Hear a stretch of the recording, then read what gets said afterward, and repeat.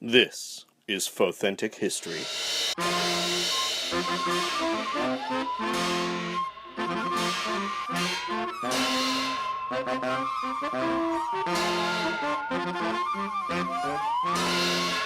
Hello and welcome to the show. I'm Holly Fry. And I'm Brian Young. And today we're talking about one of those unique pieces of history, has a lot of question marks around it. It seems to have a paranormal aspect to it, but the exact nature of the unexplainable events that are connected to it is unclear. So something impacted the natural passage of time in one very unique spot, but whether that was due to a mystical or a scientific event or something beyond what we can even comprehend at this point in time, we will likely never know. We're going to talk about the Adventurers Club. So the Adventurers Club was a strange place that appeared to be in an arrested state in the timeline. It was always 1937 inside, but visitors from outside in the more modern timeline were able to walk right in and interact with elements and people from the past with no discernible negative effects. Yeah, that's kind of what makes this so fascinating to me, right? Because most of the time, if two timelines connect in some way, bad stuff goes down in one or the other. Yeah. But that didn't seem to happen here. But there were times when this crossover between worlds caused a little bit of confusion. The members of the Adventurers Club who were stuck in the 1930s didn't seem to realize what was happening. And so outsiders that ventured in would sometimes have to be good-natured and kind of go along with the adventurers' presumptions that all visitors were also from 1937. And there were some fairly frequent cases of mistaken identity. Perhaps because the members of this very unique club had traveled all over the world and they had seen all manner of things which might shock your average person in the 1930s, they never really seemed fazed by the new modes of dress or technology that would sometimes enter with guests. Part of the reason it was relatively simple for outsiders to venture into the club was that the specific moment in the time stream where that interior was frozen was on a night when the club was having an open house to recruit new members.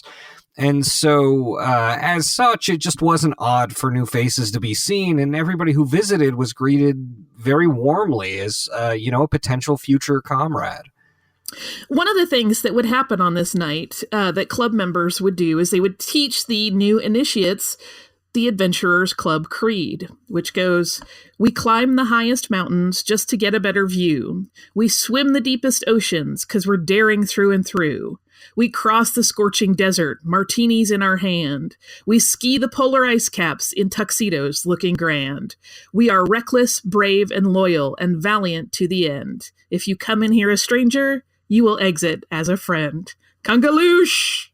That last word, Kungaloosh, was the club's official greeting among its members. And there was also a signature cocktail served at the club with the same name.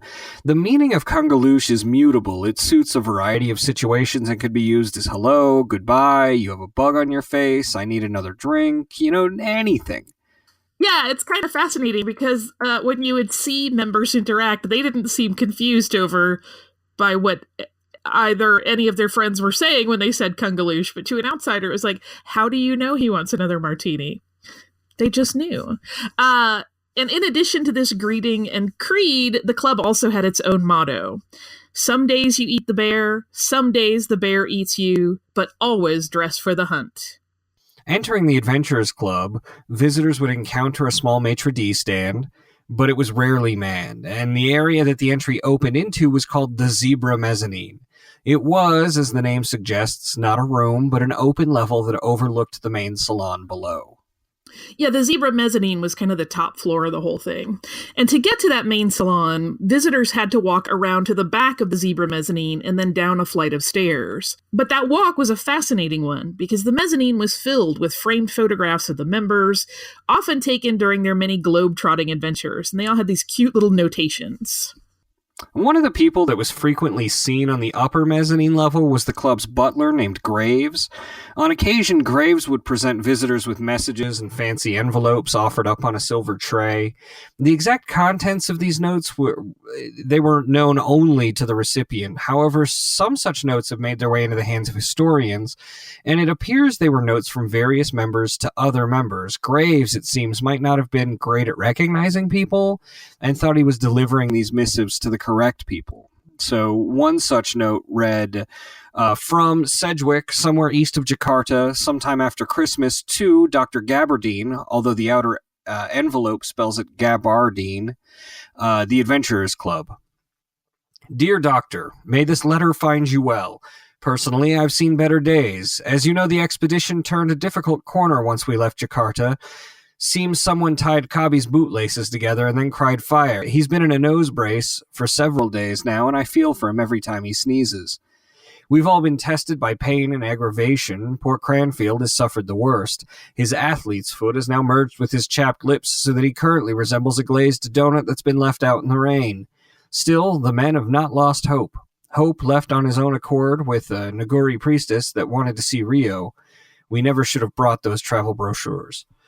I remain undaunted. With fresh supplies, we stand a good chance of reaching our destination, which, as you know, will bring us all the attention we richly deserve.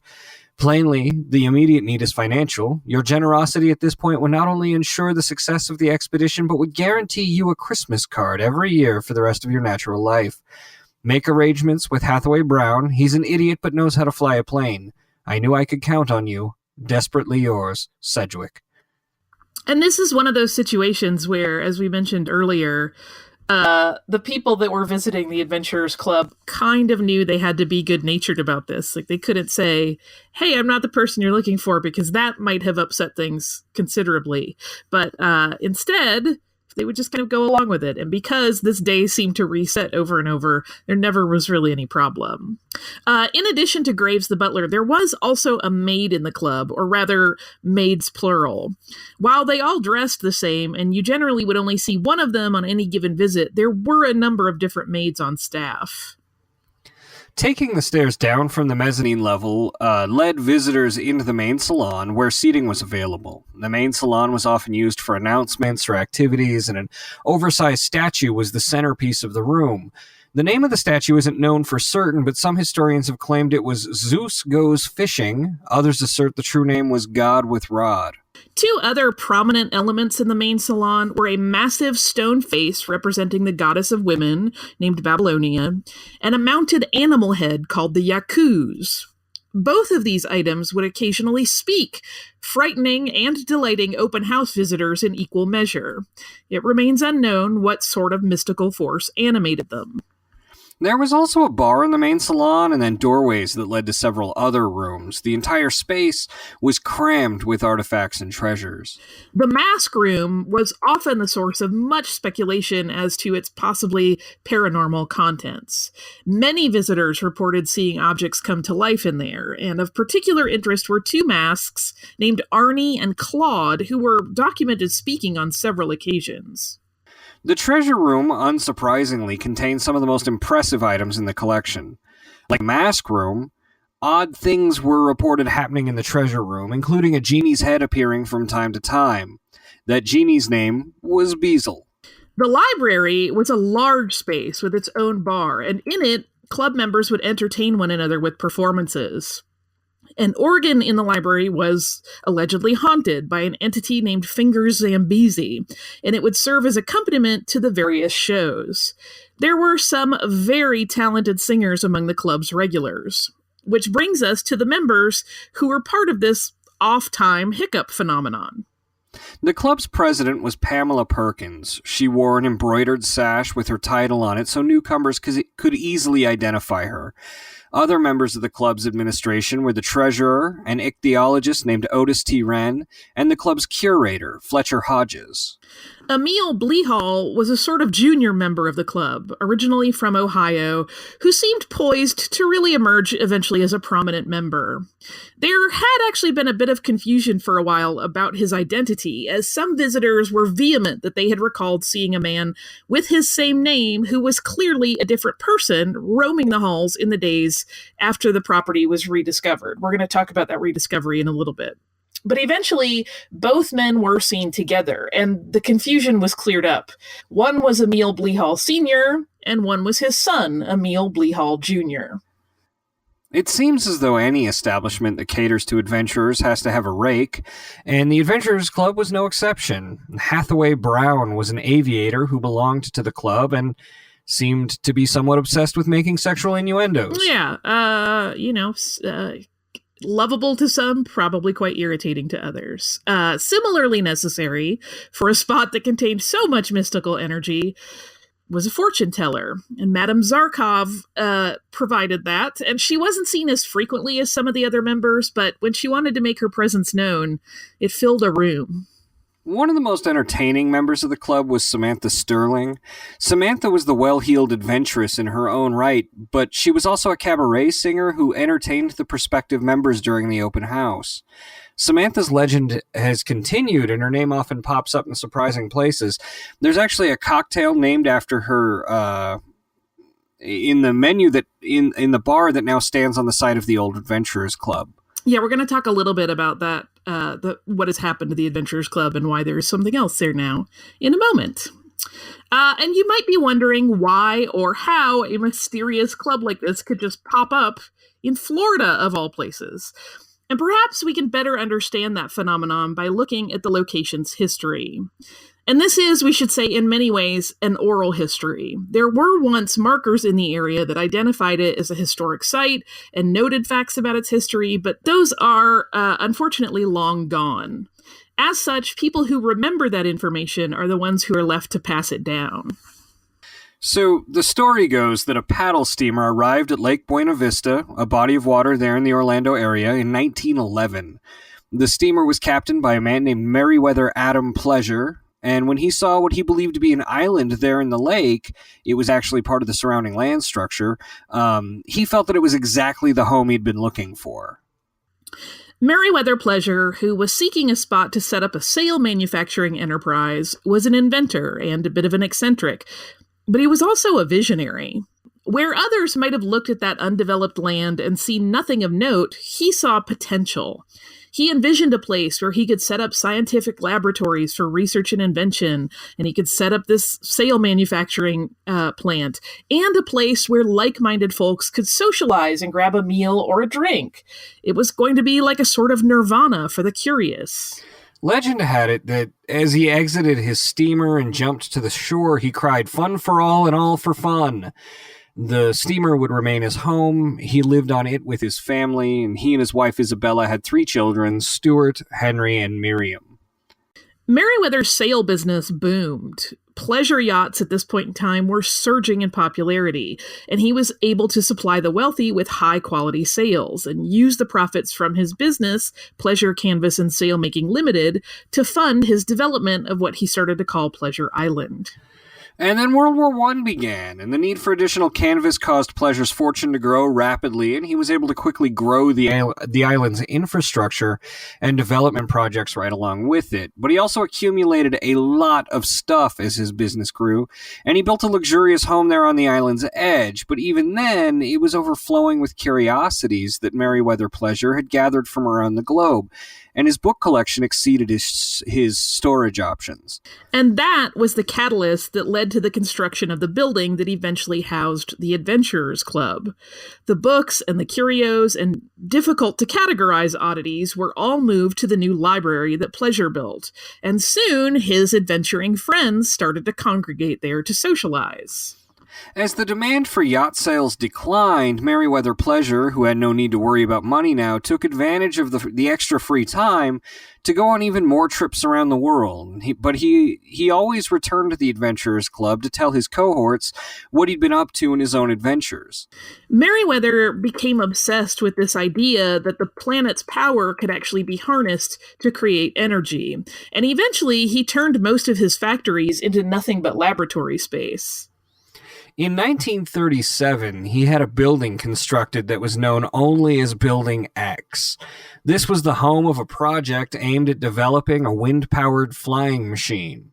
And one can't help wonder if some of the bleeding-edge experiments in Building X didn't cause the warp in the time stream that kept the Adventurers Club repeating the same day in 1937 for so very long. A few years after the X project began, Meriwether Pleasure died at sea while adventuring near Antarctica with his daughter. Over time, his sons sort of ran the family business down, and a series of storms damaged many of the buildings on the island. It seems, however, that even as the island was basically abandoned, the Adventurers Club continued to play out its open house night for all those years until modern developers found the island and people started visiting again. There have been rumored sightings of a man who resembles Meriwether Pleasure over the years, but those are unsubstantiated, and sightings seem to have dropped off in the last decade. While we aren't entirely sure of what anomaly caused this strange scenario of the Adventurers Club to remain throughout the decades, unchanged in a time loop, we do know a little more about its end. And one night, after a particularly raucous and joyous meeting of the Adventurers Club, the doors shut. Forever. No one knows what happened to the members, though there has been speculation that they somehow returned to their own timeline in the late 30s. Just as with Meriwether, there have been many people who claim to have seen the seemingly identical people walking around in present day, so it's possible that rather than just returning to the 30s timeline, they somehow picked up in modern times when the phenomenon maintaining the Adventurers Club vanished. The building that housed the club was eventually taken over, although no one who worked on the construction updates ever disclosed what, if anything, supernatural was found inside. There have been rumors that echoes of the members of the club somehow remain in the physical space that it once occupied, so that is another theory about what might have happened there. As we mentioned a few moments ago, echoes of the club, like the Samantha Sterling cocktail, continue to be discovered throughout the world. There have been reported sightings of the entire group of regular members in places far away from the Meriwether's Island, but it remains unclear if those were unexplained glitches in the time stream that enabled people to see through the decades to the old crew, or if those were part of a group hallucination, or even possibly some sort of hoax. Additionally, a portrait of Pamelia Perkins, accompanied by a letter written in her hand, was located on the Hawaiian island of Oahu several years ago. There's also evidence that the home of the explorer and eccentric Lord Henry Mystic, which is open to visitors, got some of its artifacts from the club members. One thing is for certain, and that's that the club lives on in the memories of everyone who ever visited. Artifacts like the letter we read earlier are occasionally uncovered. It remains unclear how these items survived outside the club and the phenomenon that kept it in place for so long. Yeah, it seems so weird to me that something that is clearly from another time manages to continue to exist here in the modern era without, like I said at the beginning, some sort of cataclysmic event happening. But so far, nothing bad has come of it. Yeah, I wish... I wish I had a chance to visit. It was lovely. I did get to visit it, and it was really unique for people, particularly that love history. I mean, there was almost nothing akin to it that you could experience, where you would actually basically step through time and walk alongside people who really had no concept of what the modern world was like, but were having this fantastic life of their own. It was a pretty interesting place. It's definitely something I wish I could have experienced. Well, when we invent time travel, I'll take you there. Well, it seems like it's already a phenomenon. I just need to find the right door to go through to get there. Or the right weird scientific or paranormal thing to happen so that you can connect to that portal again. Yeah. One day. Well, I don't have any mail this week. But we do want to hear from you, so if you want to send us mail, you can do so using the contact form at fauthentichistory.com. Where can people find you, Holly? I'm on Twitter as Surliest Girl, and I'm on Instagram as SurlyGirly5. I also host another history podcast called Stuff You Missed in History Class, which can be found at missedinhistory.com. And then I do Star Wars Fun Time podcast with you. Yeah, that's the Full of Sith podcast. You can find it at fullofsith.com. As for me, you can find me at Swankmatron on Twitter, and that will direct you to all the places where you can read my writing or hear my voice elsewhere. You can find me on Facebook or Instagram or wherever else you'd like to do so. That's Swankmotron, SWANKMOTRON. As for Fauthentic History, again, you can check us out and all of our back episodes out at fauthentichistory.com. You can find us on Twitter at Fauthentics, and you can look us up on Facebook and find us there as well. If you would be so kind as to drop a review for us on iTunes or Stitcher or Spotify or wherever else you listen to the show, we'd greatly appreciate that. And tell your friends about us. Holly, do you have anything else? I don't. You covered all of it. Well, that's that then. Until next week.